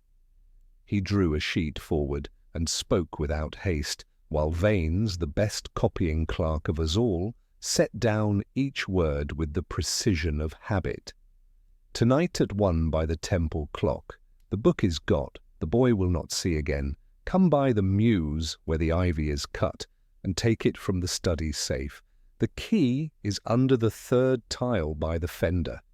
J. Vane's pen halted. Holmes! The 3rd tile, Mr. Vanes, Holmes repeated blandly. Your safe has no tile, my phrase is a lamp, not a map. The mews door, however, has a bolt a riverman can lift, and the study window a catch he already knows. We will not weary his imagination with novelty. Sign it. Jim Larrabee's eyes narrowed. What's the gain for me? The chance to name the man who waits outside to take the book from your hand, said Holmes. You did not set the cable, you do not pay the boy who brings the cullet to the pillow. You have a captain yet for all your jokes, and he will not let you keep what you fetch. You shall have your half-hour with him, with the law at your elbow. That is more mercy than the river gives. Take it. Larrabee hesitated. Some stubborn loyalty to fear tugged him back. Then he flung his lettered J upon the page with a jab that tore the paper. He'll cut loose and run, he muttered. If he runs, Holmes said, folding the note. He runs into a net. If he comes into a noose of his own tying. Either way, your share of this night is spent. He sealed the sheet with a clean wafer from Vanes's desk and handed it to Lestrade. By a warder's path only, let it be read where it must. Then set your men as if you had not read it at all. I will settle the study. When Lestrade had gone, Holmes turned back to the fire, and for the first time since we had come down, stooped to the red book in the corner. He lifted it with the tips of his fingers, as one might lift a snake, set it upon the mantel, and regarded it with something like distaste. You will keep that counterfeit in the chest, Mr. Vanes, he said. You will also take the leather case from your pocket and lay it upon the table. Vanes drew it out slowly and obeyed. Holmes did not touch it. We open nothing till the right ears are in the room, he said quietly. The names in that little volume, if they are what I think, have long arms. When we cut such arms, we do it under witnesses. He looked from one to the other, and his voice lost even the ghost of warmth. Make no mistake between you. If harm comes to that child before the clock strikes 2, I shall forget that I prefer my work without anger. We sat then in a silence, like a held breath. Outside, the fog pressed its slow face upon the panes. Somewhere in the house a stair creaked and was still. The hands of the clock upon the mantel-shelf crawled to the half-hour, and the little brass pendulum ticked with that insistent patience which, in Holmes's presence, I have learned to call destiny. The minute hand crawled, the coals settled with a soft sigh and sent up a small red feather which burned and was gone. Holmes had moved very little since Lestrade left. Only once he crossed to the window and drew the curtain a finger's breadth so that a lamplight from the street made a pale oblong upon the study rug. He set the leather case in that faint square, and then, with the same deliberate care I had seen him give to a hypodermic when a life hung by the vein, he shifted it again by 2 inches so that any hand seeking it would stand exactly where the skirting hid a loop of silk he had run from the door latch to the foot of the book-press. He dusted the latch with the briefest breath of chalk and touched the bell wire he had threaded through the old servant's speaking tube into the pantry below. "Sight lies," he murmured, without looking at us. wire does not. Then he resumed his place, and the room entered once more. That watchful stillness, which is its own sound. 5 minutes to the hour, the house itself seemed to draw breath. Somewhere in the back, there came the most delicate persuasion of metal, no more than a trained ear would call a noise at all, such as a bolt makes when lifted by a patient blade that knows the notch it seeks. Vane's fingers whitened upon the chair arm. Larrabee's head came up like a dog's and then sank to his chest again, the old obedience and the new defiance fighting in him. Holmes's eyelids lowered a fraction. I could hear my own pulse and the small, regular beat of the French clock upon the mantel, answering it like a second heart. The mews door yielded, not with a creak, but with that luxurious silence which tells a man at once that the thing before him is practised work. A shadow stole along the passage, paused where the carpet meets the boards, and then slid into the study with a neatness that would have pleased any housemaid. He was gloved. He did not waste a glance upon the fireplace, nor the curtains, nor the men in the corner. He went at once to the little square of lamplight, where the leather case lay like a baited fish. He bent, the right hand reached, the fingers stilled for the briefest instant upon the chalked latch, as he tested whether the window behind it was secure. And in that instant the silk sang the thinnest note along the skirting, and the bell whispered in the pantry as if a mouse had trod upon a saucer. Holmes had the door closed behind him with one movement, and was between the man and the window with the next. Lestrade came through from the hall so perfectly upon the note that I thanked Providence the superintendent had learned, at last, to hear the difference between footfall and cue. The intruder straightened without a start, the more dangerous kind. His face was long and narrow as the child had drawn it, but age had refined the brutality into something leaner and more purposeful. The right ear showed a squared scar where a chunk had once been taken and then healed under a better surgeon than the barrack doctor. The cap lay flat upon the skull. The stitched leather of the brim had gone white along the edge where the weather eats. The eyes were small and still. He looked at the case, at the men, and at Holmes's hands with the same calm attention a man gives to 3 knots in a single rope. "You have come for the book," said Holmes softly. "You will take the case." The man glanced, not at Holmes, but at Larrabee. A message passed that was not pity and not hate. I had seen it once before between soldiers before a charge. "You sign too big, Jim," he observed. His voice had the low, dry rasp of a man who has breathed smoke and oil all his life. "You tear the paper." "Captain," Larrabee muttered almost respectfully, and the word, falling in that decent room, had the indecency of a barrack-yard oath. "Captain Josiah Crowe," said Holmes, relieving us of the need to dub him. "Once Sergeant Major of the 57th Transport Column, latterly captain of the lighter Mary Ann and quarter boss at Caldwell and Sons in Deptford when glass and oil were in season. You keep poor correspondents and worse friends. Your watermark betrays your paper, your cullet betrays your company, your clamp betrays your trade. If you hope to make the Temple do its sums by candle smoke, you should not have chosen a book that stinks of paraffin." Crowe's mouth moved in what might have been a smile if the face had remembered how. "A gentleman's nose," he said, "and a gentleman's string." He jerked his chin toward the skirting. "You've a neat hand with that as well." "Step easy, Mr. Holmes. If there's to be talk, let it be short." "It shall be short," Holmes answered. "You set your man to frighten a child because the dead would not be quiet. You wrote names twice. Captain Redmayne wrote them once. You feared that little truth more than you feared the river. You thought to buy it by feeding a rat with a Temple card and failing that to take it with claws. You shall have it tonight, with witnesses. He took the leather case and, without opening it, laid it upon the desk between them, as a magistrate might lay down a testament before a perjurer. Crow did not reach. He stood very still, as though mere movement would be a confession. His eyes travelled at last to Vane's and stayed there. "You had a clean ear once," he said almost gently. "You were a soft boy with a soft step and a white hand. The cap'n liked you because you made his figures pretty."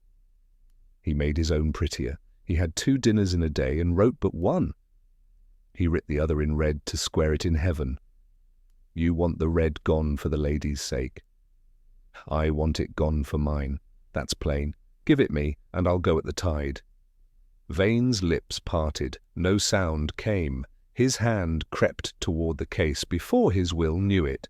Holmes's forefinger tapped once upon the leather, and the hand stopped as if the case itself had spoken. "You will go at the tide," Holmes said, and there was in his voice no more heat than in a knife. "But with Lestrade. Before you go, however, we will settle the question that brought you across this floor. The book does not go down the river, it goes up to the law. You will say now, for the peace of a mother upstairs, whether any order ever passed your mouth that a child should be taken." Crow's small eyes came to Holmes at last, and held them. Honesty is sometimes the last refuge of a scoundrel. "No," he said after a moment. "I told Jim to fetch the book and fetch it quick. He took the quickest road he knew." "I don't touch children." Holmes inclined his head, and in that grave, slight motion there was more mercy than any speech. "Then we shall not press that count against you when we come to sums. For the others, the board shall learn whether the dead ate 2 dinners. Lestrade." The superintendent stepped in with his man as neatly as he had entered, and the cuffs were on Crow's wrists in a breath. He neither struggled nor cursed. He only turned his head, very slightly, toward Larrabee. "You kept me too long at Blackwall," he said. "If you'd come to time, I'd be sleeping warm." "You'd be sleeping deep," Larrabee retorted with that ghastly, toothless grin. "There's more warmth in the river than you'd like." Holmes broke the drift with a word. "We will have less poetry and more ink. Mr. Vanes, you will accompany Lestrade and me to the yard within the hour. You will bring the real contents of that case. You will make your statement, the entire of it, under oath. You have played at private justice. Now you will submit to public." Vane's face, which had been older than his years since we first came into this house, seemed to age again, and then, by some inward labour, to smooth. He bowed his head. "I will do as you say," he murmured. "Only my sister—" "Your sister shall sleep," Holmes returned, and for the first time that night the edge left his tone. "Watson will see to the nurse. Lestrade will leave a man at your door till dawn. Jim Larrabee will lie where no whisper reaches him. The face that looks in at the clock will have no window tonight." Crow laughed once under his breath. "You think a book will float you," he said. "Books sink, Mr. Holmes. They're heavier than men think." "On the contrary," Holmes answered, his eyes on the leather. "Books float longer than lies." He took up the case then and laid it flat upon the blotter. His long fingers rested upon it, not possessive, but inexorable. "I have not asked to see within, because knowledge is best opened with clean hands and clear authority. Tomorrow morning, in the presence of Lestrade and a magistrate, we shall break this seal and weigh its names. If the dead are wronged, they shall be righted. If the living are stained, they shall be washed, one way or the other." The clock chimed the hour with that demure, prim voice little French clocks affect. Holmes looked up at it, and then, like a man who has rehearsed each step and come to the end, he drew a long breath and let it go. "Take him," he said. They took him. The house received the closing of the door with relief, as a sick chest receives the last drop of fever from the skin. Larrabee sat hunched, his mouth grinning and his eyes hopeless, like a skull that had remembered flesh. Holmes regarded him without triumph. "There will be room in your statement," he said, "for the matter of the cable at Blackwall and the cullet on a child's pillow. If you are wise, you will help me write where the red speaks. I cannot soften the law. I can put your name once where your captain stands twice." Larrabee looked up at him from the pit he had dug for himself. Some muscle in his cheek flickered. "Write it straight," he muttered. "If I swing clean." Holmes's face softened for the first time toward him. "I will write it straight," he said. He turned to me with that sudden return to the practical which always follows his severest concentration. "Watson, 2 lines to Mrs. Redmayne that she may close her eyes. Tell her that the clock has woken, that the face has gone from the window, and that the thing the captain kept is safe for daylight.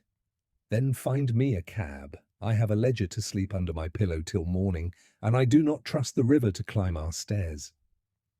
The following morning found us at Scotland Yard, the fog not yet lifted, but the offices sharp with the smell of ink and coal. In the superintendent's chamber, with Lestrade presiding and 2 clerks as witnesses, Holmes laid the leather case upon the table. He opened it with a single motion, and the thing we had chased through fog and fear at last lay plain. A small red memorandum book, worn at the corners, string-wound, its leaves filled in Captain Redmayne's neat military hand. Holmes turned the pages slowly, letting the entries speak with their own dreadful eloquence. There were dates of disembarkation, lists of transport pay, names struck through once, and names struck through twice. Again and again, familiar signatures reappeared, claiming sums never received by the men who bore them. In the margin, Redmayne's notes grew sharper. Fraudulent entry. Vane's innocent. Crow responsible. The words came like a voice out of the grave. Lestrade whistled under his breath. "This will make a stir in the War Office," he muttered. "Crow and his glass-house crew will find the law heavier than any river net." Holmes closed the book. It is the simple case of a proud soldier who meant to cleanse his regiment's honour, but died before his proof could speak. That silence invited rats. Crow and his accomplices sought to destroy the evidence. Vanes, with cowardly good intent, sought to bury it, and Larrabee, a deserter wounded in pride and body, sought revenge. Between them they haunted a child until his drawings gave the truth more life than any testimony. Vanes, pale and hollow-eyed, bowed his head. "I thought only to protect my sister. I see now that silence breeds monsters worse than scandal." "Exactly," said Holmes, his gaze cool, yet not unkind. "Truth may sting, but it heals. Lies fester. The legal machinery began its slow turning then, Crow bound for trial with the ledger as a noose about his neck, Larrabee given a chance to redeem himself by swearing to the truth within those pages. Vanes, spared of criminal charge by his cooperation, returned to his sister's house with the mark of shame that only conscience can brand. That evening in Baker Street, as the fog drifted past the windows and Mrs. Hudson laid supper, Holmes sat with his long fingers steepled, a rare softness in his expression. It was not the book, Watson, that brought the case to light. It was the child's eye, a boy who could not tell why the scar mattered or why the ear was wrong, yet drew them faithfully until they betrayed a villain. Children see without knowing they see. That is what frightened Crow most. "And you, Holmes?" I asked. "What remains with you?" He smiled faintly. "The reminder that shadows will always creep toward innocence, but that innocence has a way of reflecting them back with terrible clarity. It is for us to read the reflection." He rose, reaching for his violin, the fire casting him half in light, half in darkness. Come, Watson, the case is closed. Let the river keep its secrets for another night. And as the bow touched the strings, the room filled with that strange, searching music which seemed to carry both the sorrow of the child's drawings and the satisfaction of truth revealed.